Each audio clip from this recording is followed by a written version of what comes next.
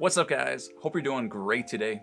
Some of you have been asking me to cover more of the basics on the 500X, and so I thought in this video we would take a look at setting up a basic pedal board where all we have to do is click foot switches to turn effects on and off, just like we would on a traditional pedal board. So I want to cover three things. I want to look at some of the basics of navigating and changing settings in some of the sub-menus. I want to look at selecting effects and customizing their parameters, and then we'll look at how we actually assign those effects to foot switches. So let's do it. To turn the 500X on, just plug it in and wait for it to boot up. Once it boots up, you're going to see one of three screens. Now for what we're doing today, we'll want to be on our signal chain view, which will look something kind of like this. Maybe you'll see some effects or just kind of a line with some dots on it. If you see something else, just press the view button until you get to your signal chain view. Then we're going to want to make sure that we are in pedalboard mode. To do that, we're just going to hold the view button down for a second or two until we get into our setup menu. Make sure that you are on the very first page. So if you're on some other page, just click this left cursor here until you get to the very first thing. You should see a wrench. The parameter that we're going to adjust is the very first one where it says FS mode. This is our foot switch mode. So it may say ABCD or it may say foot switch 5 through 8. To get into pedalboard mode, you want to make sure that you are on foot switch 5 through 8. So just turn this number 1 knob until you see foot switch 5 through 8. Once you get that, hit the view button to come out of it. At this point, we'll need to find a blank preset slot to create our pedal board in. If I press this knob, it's going to show me the 8 set lists that are available, and I can either twist this knob or use these arrow buttons to choose a set list that I would like. Usually the user set lists have new tones in them, so move your cursor next to one of the user set lists, hit the enter button once. It's going to activate that set list. Then if I double click enter, it's going to show me the presets in that set list. And I can either use this knob or the arrow keys, and I can scroll through and see if there are any new tones. These are going to be like totally blank, unused presets. Now, if it turns out that you don't have any new tones available, then you're going to have to modify an existing tone. So to do that, go into your set list, and you're just going to have to kind of play some of these and see if there's any that you can tell you probably won't ever use. And I recommend trying to find a simple one. So one of these presets that kind of have like 2 lines or 2 amp models, like that. There's 2. Those are a little bit complicated routing wise, and so to reset this to a blank tone is going to be a little bit tricky. But something like this, where it's all just on one line, that'll work pretty well. So what we can do if we need to modify an existing preset, we can use our arrow keys. Let's move all the way to the left for the very first effect. These are all the effects in the preset. Hover over the first one, and if we turn this number 1 knob all the way to the left, eventually that effect will disappear and it'll just say none. So we've removed that effect from our preset. And then just do that for all these effects. So select the next one, turn that all the way until it says none. Just do it for all of these effects. Then with the amp model, same deal. Just turn number 1 all the way until it says amp disabled. However, you're still going to kind of see the amp block, but just make sure it says amp disabled. This barber pole, this is our mixer. This needs to stay. Then we'll just go through, do none for all of these effects. And then this very last thing that looks like a cassette tape, this is our looper, and this also will stay where it is. Once we have either a new tone or a blank preset, this is where we can add our effects and amp model. Now, if you're gonna be using an amp model, I like to add the amp model first before I add in any effects. So to do that, just move the cursor over until you're above the amp model. The number 1 knob, this is gonna choose the amp model. You can just scroll through and see the different types that there are. Choose whichever one you like. The number 2 knob, this is going to change the different speaker configuration. Number 3 knob, this is going to change the microphone that you're using. And then number 4, this is like a control thing. We're just going to ignore that for now. Okay, once you have your amp model, you can start adding in your effects. When you hover the cursor over an empty effect block, it's just going to say none. So turn the number 1 knob. This is going to scroll through the various categories of effects that are available. So let's say I want to start with a compressor. I know compressors are in the dynamics category, so I select that. Then the number 2 knob, this is going to scroll through the specific effect models within that category. So I'm going to scroll through. There's a couple gates right away, and then we have a bunch of compressors. I'm just going to do the red compressor. That's what I usually go for. This knob, number 3, this is going to scroll through the different parameters that we can adjust. So on this compressor, we just have level and sustain. So if I want to adjust the sustain, I select sustain, and then I can use this number 4 knob and I can adjust that parameter for the sustain. I can set it wherever I want it. Then I can select the level parameter, and then I can tweak that as well. If I have my cursor hovered over an effect and I press the enter button once, it'll disable that effect, turns it off. If I click it again, it turns it back on. If I hover my cursor over an effect and double click enter, it brings up this parameter screen where it'll list out all the parameters that we can adjust.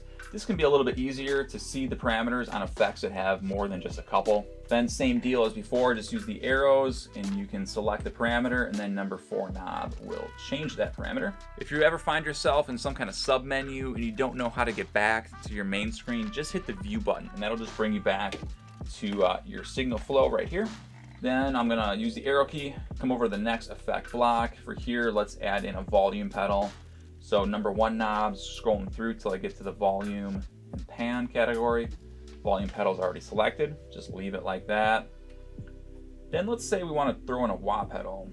So I'll go to the wah section, and then here I can see different types of wahs that I can choose. I'm just gonna go with this one. Then let's throw in like a distortion pedal. So I'm gonna find the distortion category, and then within it I can see all the different types of distortion pedals.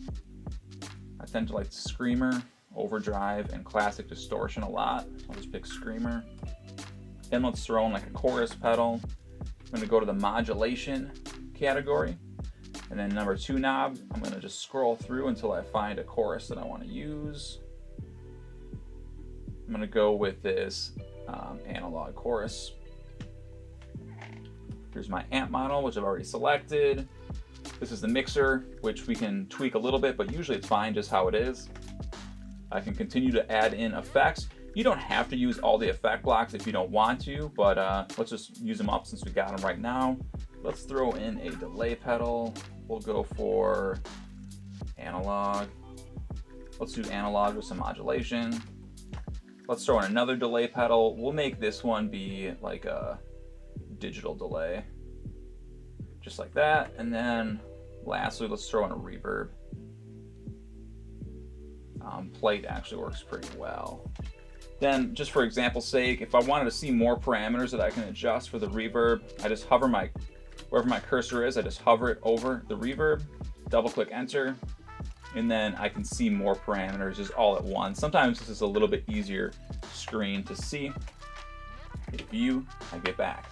Every once in a while when you're adding effects, you might get a little pop-up message that says DSP limit reached. And basically what this means is you're maxing out the processing power on the 500X, and you either have to get rid of some effects because you have too many for the 500X to process, or you can try to find a similar effect that doesn't use as much memory. And you'll know that that effect doesn't use as much memory because you won't get that pop-up message when you select it. Okay, so at this point we have all the effects that we want laid out in our pedal board, and we've set all their settings how we want it.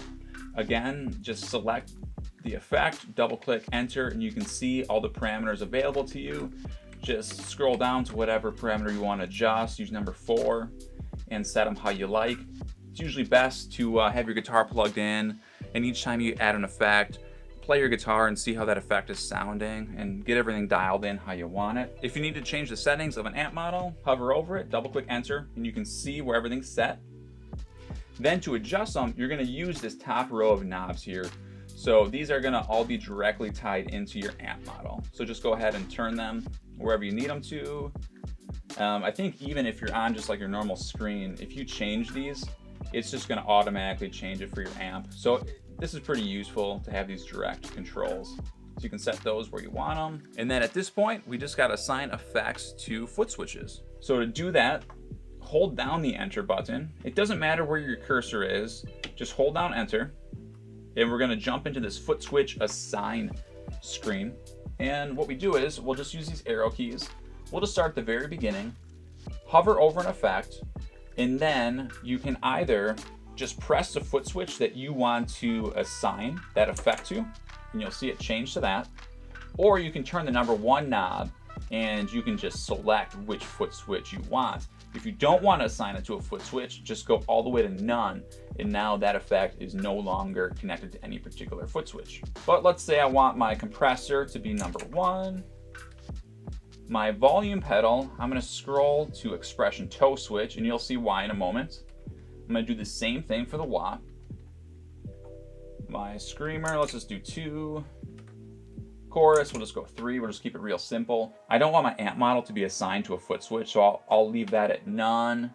You'll probably want to do the same thing. Where did I leave off? Like 4. Go 5, and then we could go 6. Okay, once everything's assigned, I'll hit view and I will back out of it. And now we can see when I push these foot switches, the corresponding effect will turn on or off. Let's take a look at what happens with our expression pedal. So the expression toe switch, this is activated when we press down on our expression pedal.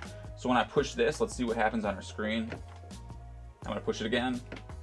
So what happens is, because my volume pedal and wah are both assigned to the expression toe switch, when I push this expression pedal down, these effects will turn off or on. Here's a cool trick. So the 500X lets us assign more than one effect to a single foot switch. So this can be pretty useful. Like if you need to turn like more than one effect on or off at the same time, it's just really nice to just hit one foot switch to do that.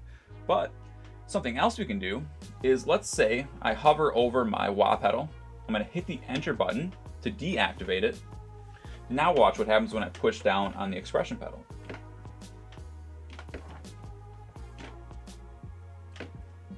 You see that? Because one is active and the other is deactive, by pressing down on the expression pedal, it turns one on and the other off. When I push the pedal again, then it does the opposite. This is useful for effects that you don't want to be on at the same time. If 2 effects are assigned to the same foot switch and you deactivate one of them, each time you hit the foot switch, only one will be on and the other will be off. All right, once we get our pedal board set up how we want it, the last thing we need to do is to save our pedal board. So just hit the save button once.